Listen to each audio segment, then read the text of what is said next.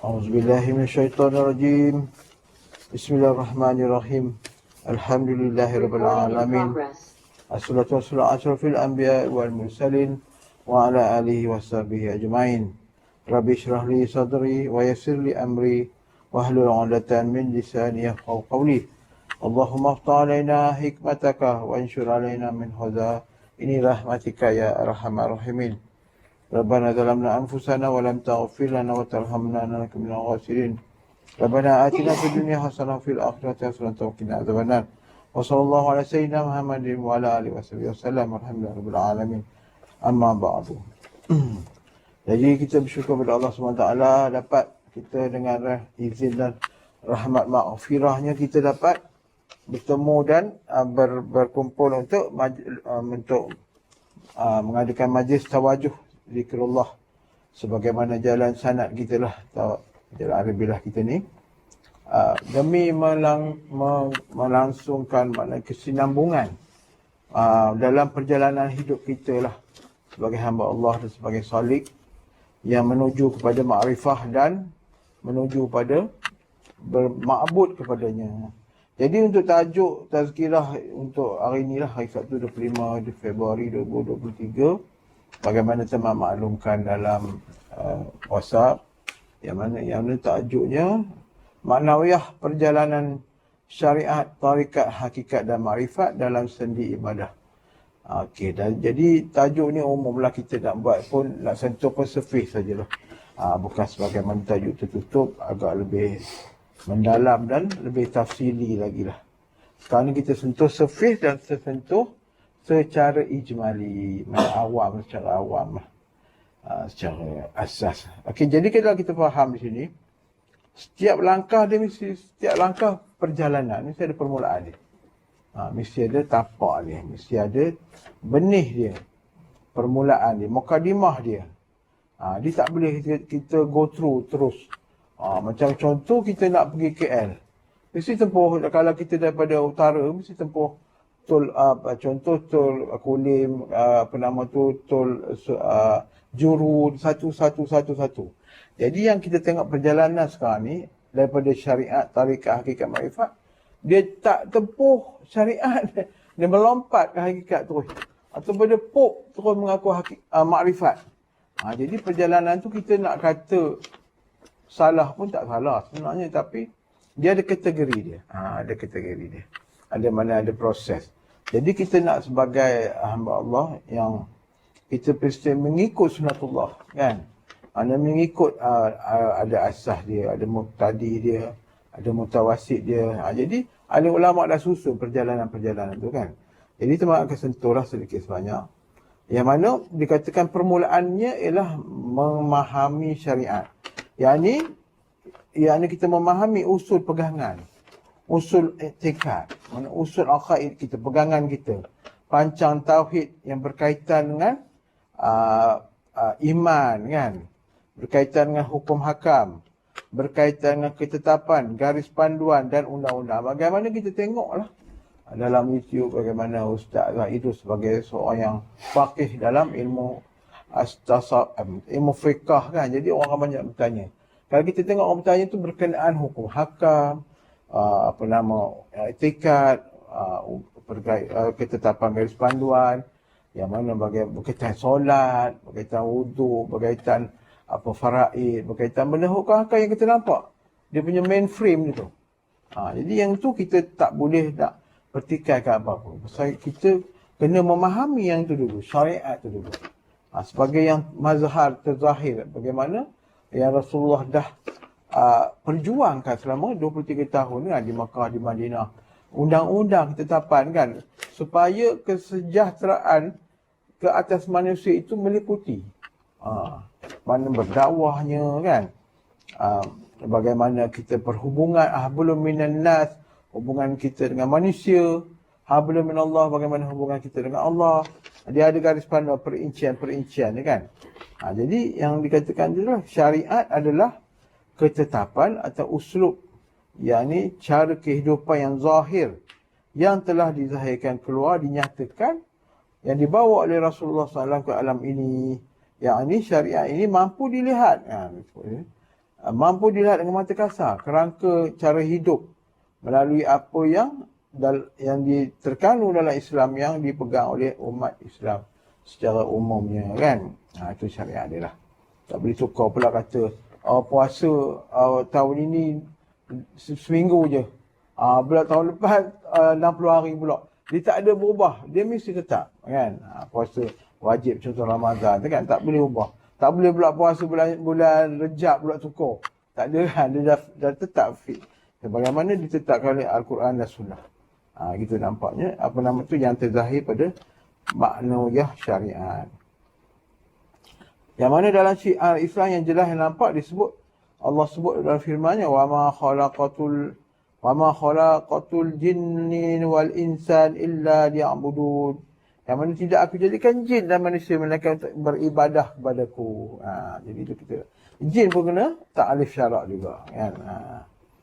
Okay, dalam amal ma'ruf ni contoh dalam dakwahnya dan lain-lain lah. Kemudian dah kita proses dalam syariat memahami semua ilmu zahir, kita mesti sampai kepada untuk apa syariat tadi? Untuk usul pada tarikat.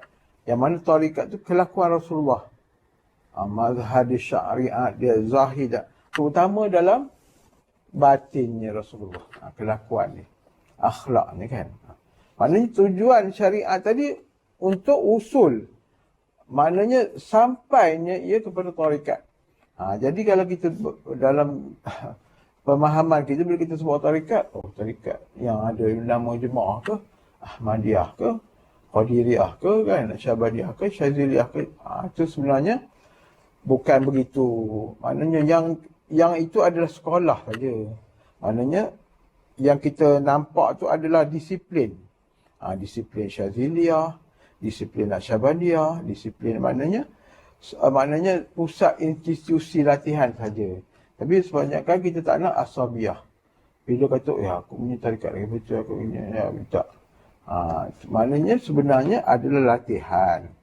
Untuk supaya kita yang daripada syariat tadi berpindah pemahaman, keyakinan kita lebih mendalam, lebih tafsili lagi kan.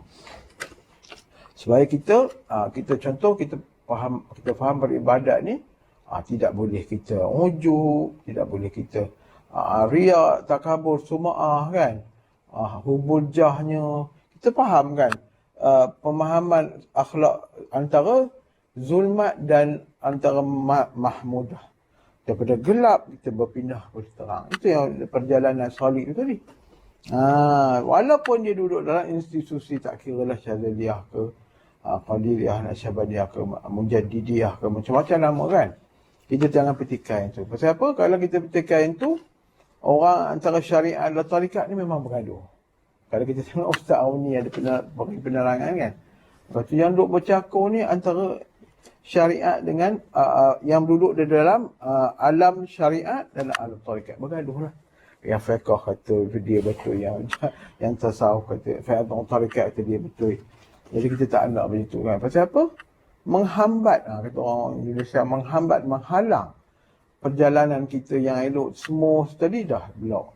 Bergaduh pula blok. Satu pindah nak jalan tu kena blocking dah saja. Jadi teman punya guru cakap, talbiah ke teman dulu, kita terus jalan. Jangan peduli kan. Dia selalu bagi example, kalau kita pergi tol tu daripada Beraya tu, bayar tiket transit, dah buka pagar terus je. Tak ada pula berhenti tengok awet tol ke, berhenti pula cek ke pokok kelapa sawit ke sana.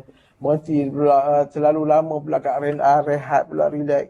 Dalam perjalanan sebenarnya kita dah jadi tertipu kan. Tujuan nak masuk Ibuara itu untuk sampai ke destinasi. Jadi apa benda kalau begitu juga dalam syariat. Dah kita memahami kata orang tu uslub syariat tadi untuk sampai kepada uslub tarikat, yakni akhlak kelakuan Rasulullah SAW. Semua cantik masa tu. Tengok 35 minit. Berapa minit ya? Okey. Cuma takut terlajak. Kemudian dah kita usul kepada tarikat, yang ini bermaksud jalan yang kita contohi daripada kelakuan baginda Rasulullah SAW. Akhlak yang batin, bagaimana zahirnya, qalbinya, menyemai kesucian. Dan kerana Muhammad itu sendiri membawa maksud yang terpuji, yang mulia kan. Kemudian apa sama juga perkata salik tadi tu.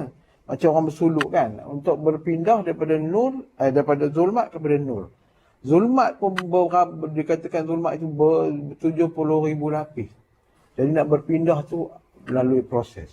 Begitu juga dengan nur. Nur pun 70,000 lapis. Bagaimana kita kata tengok kadang-kadang kesesatan orang dalam nur. Dia asyik sangat terlalu ni, dia jadi ta'asub pula. Dia jadi rulu pula. Ada juga. Mana dikatakan sesat dalam cahaya. Selalu dalam kitab sebut kan. Mana kita nak berpindah daripada kesesatan pada cahaya itu menjadi golongan yang mukhlisin, yang muqarrabin. Yang tak ada cerita dah ghairullah. Tak ada cerita dah. Walaupun dia dalam keadaan ahli solid tu, dia tak bangga dengan solid dia. Kalau ada tertipu, kita tak nak tertipu dalam cahaya itu tadi. Kan? Jadi tu pasalnya dalam syariat tu, dalam tarikat sendiri, ada pendidikan dia. Ada dia punya, tarbiyah dia kan. Macam kita datanglah rutin kita. Ada tarjihnya, ada tawajuhnya, ada suluknya. Bila kita proses, kita bukan kata, oh aku dah sampai dah, okey. Dah sampai tak payah beribadat dah. Sebab kita kena faham tadi kan. Tidak aku jadikan jin dan manusia melainkan untuk beribadat, ma'bud, liya'budun tadi tu. Bukan kita hidup ni, selagi kita bernyawa itulah ma'bud kita. Kena ada cari jalan. Kan, jadi sampai kita makrifah pada Allah SWT yang mana kesempurnaan makrifah tadi akan sampai waktu kita ghargharah tadi, mana kita keluar daripada jasad ni. Sampai masa kita bertemu Allah Subhanahu Wa Taala kan. Ini mana sebut dia sentuh dia perjalanan yang ini ke tarikat tu kaedah disiplin daripada sanad para masyaikh dan ahli ulama yang untuk dia punya wasilahnya untuk mendisiplinkan hati, tarbiyah secara tafsili, yakni secara mendalami. Kemudian berbeza secara ijmali. Secara ijmali itu umum. Yang mana kita dah berpindah pada syariat tadi kan, berpindah pada tarikat. Yang mana penggalian dan pencanaian dalam tarikat, yakni perjalanan yang bersanad, khususiyah dengan yang umumiyah, adanya daripada jalan hasanah berpindah kepada jalan darajah. Yang mana kita buat sekarang ni lah. Yakni dalam tarikat ni meningkatkan darajah hati kita. Kan, mengangkat daripada zulmat kepada mahmudah. Kita belajar sifat mahmudah, sifat mazmumah, 10 jenis-jenis dia kan, kita sentuh. Kemudian dah sampai pula apa pula usul daripada tarikat. Yang selepas kita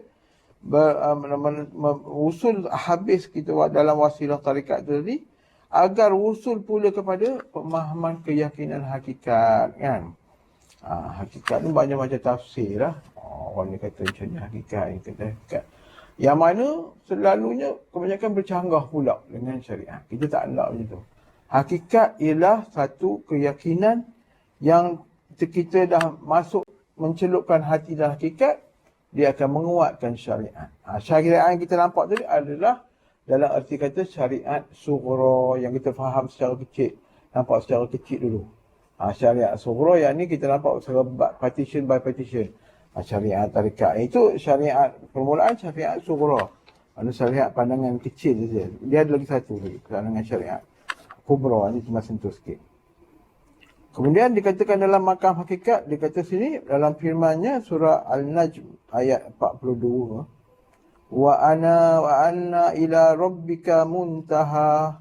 Maksudnya, dan bahawasanya kepada Tuhanmu lah kesudahan segala sesuatu. Maknanya kita memandang tu Allah dah akhir.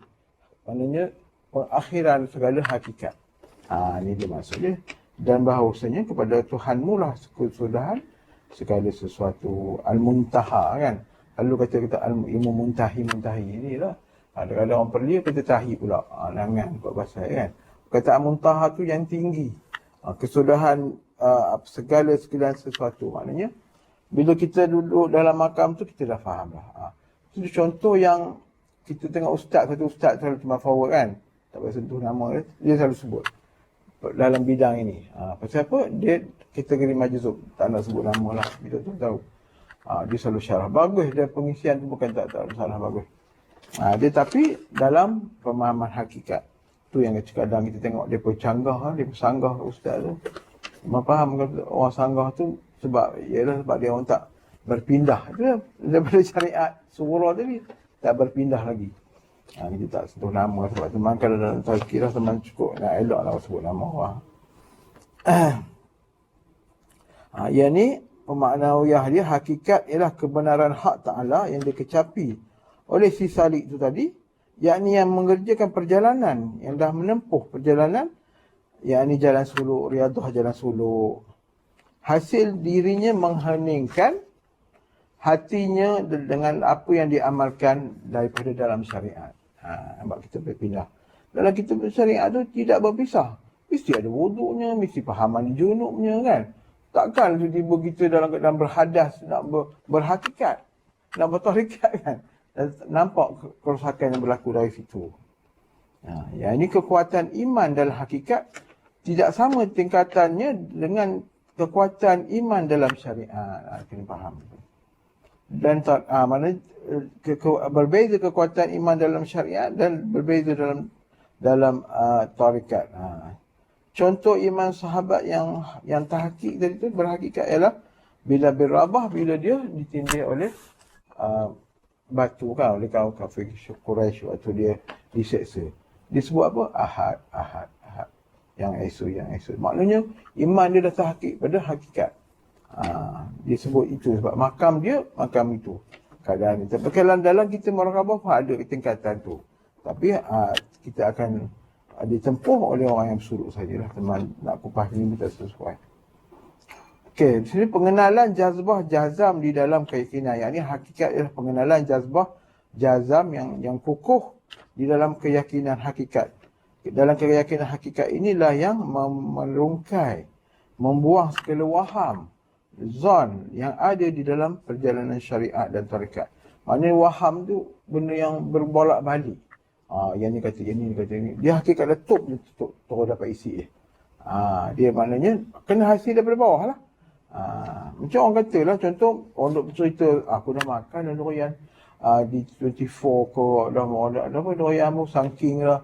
Dia cerita sedap barang sangking. Pahalnya bila kita tanya macam mana nak dapatkan pokok buah sangking yang begini-begini, tak tahu lah pula, aku ambil makan. Walhal dia mesti dah asas daripada benihnya, daripada semai jaga penjajaan pokok macam mana, baja macam mana, baru kita seronok menikmati buah tu. Dia tiba-tiba serupa buah je kan. Dia tak faham macam mana nak membenihkan pokok tu kan. Gitu. Ya. Okey, kemudian hakikat ini bukan bermaksud pada kalam ilmu. Maknanya bukan bermaksud pada kalam ilmu semata-mata, tetapi ada bekas ta'aluk rasa yang akan sampai kepada qalbi insan itu sendiri. Yakni batinnya merasai sama ada dia beriman, dia fasik, dia munafik, dia soleh, dia kufur. Yakni batin hatinya merasai azab atau nikmat yang dia dilaluinya. Walam yazuk walam yurid, tidak akan mengetahui melainkan tidak akan merasa, orang yang tidak merasa tidak akan tahu kan. Walam yazuk walam yurid, ada satu kalimah perkataan tu. Okey, di sini dah jelas ya tentang perbezaan syariat tarikat hakikat kan. Kemudian kita tengok pada apa yang disebut sebagai majzub. Cuma ringkas dalam teks senang refer. Yang ni majzub ni dalam kategori manusia tadi. Dia tidak menempuh daripada bawah. Dia tidak menempuh dari syariat, dia tak berguru, dia tak apa. Tiba-tiba dia dapat hakikat. Majzub ni nadir dalam hukum alim ulama menyebut nadir ni jarang-jarang. Bukan tak ada, jarang-jarang. Mereka tiba-tiba dia dah faham tentang ilmu hakikat tinggi-tinggi kan. Ilmu bagaimana memahami tentang alam. Dia faham, dia kupas pun orang suka dengar. Tapi bahayanya orang majzub ni, dia tidak boleh mendidik, dia tak boleh ada murid. Kalau ada murid, rosak murid tu. Pasal apa? Murid tu akan sendiri macam tadilah. Tiba-tiba dia suka nak makan buah durian tu tadi. Dia tak ada sumber pegawai pendidik, pertanian nak cerita dia ni macam mana benih-benih dia. Kan, dia tiba dia seronok, dia asyik kat buah kan. Tapi dia tidak apa nama tu, duduk dalam maratib tingkatan. Dia tak ada maratib tingkatan. Jadi dia terus pada dia akan lafazkan tarbiyah pada orang ramai apa yang dia lalui saja. Walhal dalam bab ini dia akan bercanggah dengan usul yang syariat mula tu tadi. Dia ada macam mana ilmu etikat, ilmu usuluddin, ilmu ketuhanan, asas sifat Tuhan yang layak dan tak layak, semua dia tidak ada lalui secara tafsili yang tu. Dia berpuk masuk hakikat. Dia rasa. Dia kalau hakikat dia duduklah majzub, dia boleh takbir diri dia saja. Dia dalam hukam alim ulama sufi menyebut dilarang dia ada murid. Maknanya dalam istilahnya disebut orang majzub ini mandul. Punya kita memang pelik, tapi ada ulama menyebut mandul. Maknanya tidak boleh menzahirkan zuriat murid. Kalau dia zahirkan juga, dia akan merosakkan orang secara orang masyarakat yang dia tarbiyah tu. Jadi dia rosak sebab kebanyakan majzub dia bawa diri dia. Kadang-kadang kita jumpa ada orang gila, pasal tak? Kita jumpa dia cakap hakikat bertahanan begini. Kita dengar, tercengang. Tapi dia tak boleh tarbiyah secara, pasal yang dia lalui itu pengalaman rohani dia. Macam mana dia nak sampai ke pengalaman rohani dia sedangkan dia tidak ada benih nak menzahirkan murid. Dia mesti daripada bawah. Daripada Salik Muridin dulu. Jadi kita tengok menyakan ada orang, kita banyak dia jumpa kat internet perkataan-perkataan dia ni hebat. Siapa yang memahami faham lah. Siapa yang tak faham kita kata dia majnun lah, gila. Dia pun tak training. Dia tak ada ni kan, asas dia kan. Jadi dia cerita kat orang ramai, jadi orang ramai tu cengar-cengar tak faham pula. Lama dia pun bawa orang lain kepada gila juga. Majnun. Sebab dia gila kan. Majzub tu orang ditarik kepada jazbah. Sebab perkataan majzub tu jazabah. Yang ditarik. Okey, kita sentuh sikit lah. Apa minit lah? 7 minit. Okey, baik. Selalu. Jadi kita sampai kepada apa pula husul hakikat. Maknanya apa tu tujuan akhir dipanggil rayah, mana tujuan akhir orang yang berhakikat tadi? Ialah untuk sampai kepada makrifah, mengenal Allah dan mengenal seluruh penciptaan dia kan. Lebih dekat lagi. Okey, makrifah ialah ini makna perkataan makrifah tu kenal, mengenal. Yang ini mengenal alam ini dan juga mengenal Allah. Yang sebut dia kata apabila kamu kenal diri maka kamu kenal Allah. Pasal apa? Wa fi anfusikum afala tubsirun, tidakkah kamu melihat diri kamu, kekuasaan kami di dalam diri kamu. Mana apabila pandang diri, mana pandang kekuasaan Allah. Dan sifat maknawiyah, memahami sifat maknawiyah pada diri, memahami kita sifat maknani pada Tuhan kan. Bagaimana kita belajar sifat 20 tu. Dari situ kita menelik tu sebab kita dalam perjalanan ni kita punya cara kaedah kafiatnya memandang diri kan. Memandang qalbi tu. Sebab tiada Allah, Baitullah, qalbi tu. Qalbi rohani kita kan. Yang ini mengenal Allah, mengenal sifat-sifatnya, asma'nya, afa'alnya dan mengenal zat dirinya. Mana kita dilarang, ditegah daripada berfikir tentang zat. Yang kita boleh menelik ialah sifat-sifatnya, asma' namanya, perbuatannya. Yang ini apa nisbah dia untuk memahami, mengenali kedirian zatnya. Maknanya kita memahami itulah, macam kita sebut tadi adalah firman ini, memahami kesudahan setiap kesudahan segala sesuatu ialah kepada Allah, pada dirinya Allah Subhanahu Wa Taala. Kan? Sebab kita dilarang, ditegak oleh Rasulullah SAW berfikir tentang zat. Macam mana rupa zat ni? Ada berjisim ke? Berpihak ke? Berjihad ke? Berbucu-bucu ke? Berwarna ke? Dalam sifat 20 dia canai benda ni. Kita faham, ni faham. Kemudian dibantu pula oleh jalan tafsiri bertawajuh. Berzikir, kita fahami kan. Ada je kita kata dia, kita akan memahami sifat laisa kamitslihi syai'un. Allah tu bercanggah dengan segala sesuatu yang baharu. Mukhalafatul hawadis, bersalahan dengan yang diciptakan kan. Laisa kamitslihi syai'un kan. Jadi perkataan-perkataan itulah menyokong dan membantu kita dalam tawajuh. Dia tak ada dalam tawajuh tu terima dia, apa bulat ni datang, itu Tuhan tu. Kita akan dapat kekuatan, kita tahulah ini bukan. Jadi dalam pada proses tawajuh tu membantu dengan taraki bantuan daripada guru tu pula. Dengan limpahan doa dia kan, dengan cara-cara yang disiplin yang kita faham tadi, dan setiap institusi jamaah tarikat tu dibantu pula. Guru yang bersanad dia bukan skill, dia bukan akademik, dia bukan cerita pasal, tapi kekuatan rohani yang mentarakikan, yang menaikkan dengan doa-doa dia kan, dengan jalan bersanad. Itu pasal kalau kita dalam ni ada tuan bobonya, doanya kan. Jadi tuan-tuan akak tu sendiri, tak payah kita nak kempen, nak lebih-lebih, nak goreng apa. Lepas tuan tu tuan rasa, tuan masih rasa macam mana kan, zikir dia jadi macam mana, keseronokan khairah kita kepada Tuhan jadi macam mana, asyik kita dalam khusyuk solat jadi macam mana. Itu rasa sendiri, bila dalil musyahadah sendiri, hati sendiri, qalbi sendiri. Bukan kita dalil kita kena hafal ayat kalam apa. Itu dari sudut pelajaran ilmiah, maknanya ilmu fil kitab, bukan fi sudur. Fi sudur dalam hati kan. Tapi kita tidak meninggalkan fil kitab, baca. Tuan-tuan boleh baca, pergi tu Google lah, pergi, tak ada masalah. Yang penting duduk dalam disiplin mazhab Syafi'i, disiplin Abu Hasan Asy'ari dalam sudut aqaid kan, itikad. Kita jangan bercanggah dengan ahli ulama yang dah ni kan. Dalam kita tasawuf, dalam bidang tasawuf, kita Syekh Junaid Al-Baghdadi, dia punya pelopor yang kita ambilan dari disiplin tasawuf tu sendiri. Di samping kita ikut sanad jalan yang kita pegang ni kan. Syekh sekian dah kita tahu dah. Okey. Dalam makrifah ni, sesungguhnya dalam penciptaan langit, kita tengok dalam surah ni, sesungguhnya dalam Ali Imran ayat 19 hingga 21. Ali Imran ayat 190 hingga 191. Sesungguhnya dalam penciptaan langit dan bumi, pergantian malam dan siang, terdapat tanda-tanda kebesaran Allah bagi orang yang berakal, iaitu orang yang mengingati Allah sambil berdiri, duduk atau dalam keadaan berbaring.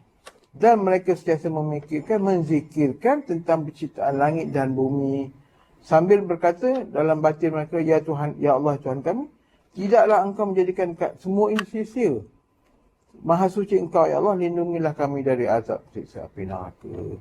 Disebut ini orang ahli ulul albab, sentiasa menzikirkan dan sentiasa berfikirkan. Maknanya dia melihat sesuatu tidak sia-sia lah. Mana hati dia beramu syahadah, sentiasa bersaksi. Kita kalau kita kata mati syahid, mati berperang lah. Walhalnya mati syahid hakikinya, dia mati dalam menyaksikan kebesaran Allah, sentiasa ingat, sentiasa. Dalam kategori ingat tu ada lapisan, tingkatan dia. Yang tu dah dipecahkan dalam secara khususiah bagi orang suluk kan. Ada pelajaran, bukan kata ingat saja. Ingat, ada yang kata ingat tu benda yang dah lepas. Macam mana ingat? Orang yang tak faham akan bertanya pula. Benda dah lepas, aku tak lalui, macam mana aku nak ingat? Macam tu dulu aku pernah ada ex, aku ingat lah ex aku gini-gini. Ingat Allah macam mana? Aku nak jumpa ke macam mana? Dia pun tak faham. Jadi bila kita belajar ni, ada kefahaman yang akan sampai. Guru Tuan Khalifah tu akan tahan gini. Baru sampai ini tak. Dia buat tuduhan daripada jauh aja. Cakap apa kan, apa benda tadi dia duduk petikai. Skeptikal hidup dia, waham je. Bila dah sampai kepada makam keyakinan hak tadi, aku yakin tadi kan. Dia jumpa orang petikai. Macam engkau, mungkin tengok, tuan-tuan tengok berfaham kan. Ada kaulah orang ni kata, ulama ni, mufti ni kata macam ni. Bagi yang tak faham tu, kita pinggirkanlah. Tak payah nak bergaduh apa. Berjidal-jidalnya kita rasa. Okay. Yang mana kita faham apabila orang sampai kepada usul hakikat tadi, Allah akan kurniakan makrifat, pengenalan. Pengenalan, penyaksian, keyakinan, jelas, terang kan. Hakul yakin hinggalah, keyakinan hakul yakin sampai kemalu yakin. Kesempurnaan keyakinan itu sendiri. Kita akan sampai dengan rahmat Allah. Yang mana dikatakan sini, makrifat adalah kekurniaan Allah yang ditajallikan setelah kita menempuh tahalli dan tahalli. Tahalli maknanya kita dah kikih buang lah. Dalam syariat kita dah tahu, dalam tarikat kita dah tahu, dah faham. Kemudian dia akan dah buang tu, kita dah masuk tahalli ialah sifat-sifat mahmudah, menghiasi batin tu tadi dengan jalan tarjih, jalan suluk, dengan jalan aman kan. Ma'bud kita, ibadah asas, semua kita perbaiki dan perhalusi lagi. Maknanya mengheningkan ilmu fiqh dan tasawuf. Jelaslah. Jadi menempuh tahali pencucian dan tahali penghiasan, menghiasi batin kita. Jadi insya-Allah. Jadi alhamdulillah, syukur kepada Allah Taala sebagai mana teman hajatkan malam ni. Harap-harap tuan-tuan jelas. Sama saja kita tutup dengan tasbih kifarah dan surah Al-Asr. Bismillahirrahmanirrahim. Subhanaka Allahumma wa bihamdika Allahumma ighfirli innaka antat tawwabur rahim. Bismillahirrahmanirrahim. Al-Asr innal insana lafi khusr illa allazina amanu wa 'amilus solihati wa tawassaw bil haqq wa tawassaw bis sabr. Amin ya rabbal alamin. Syukur.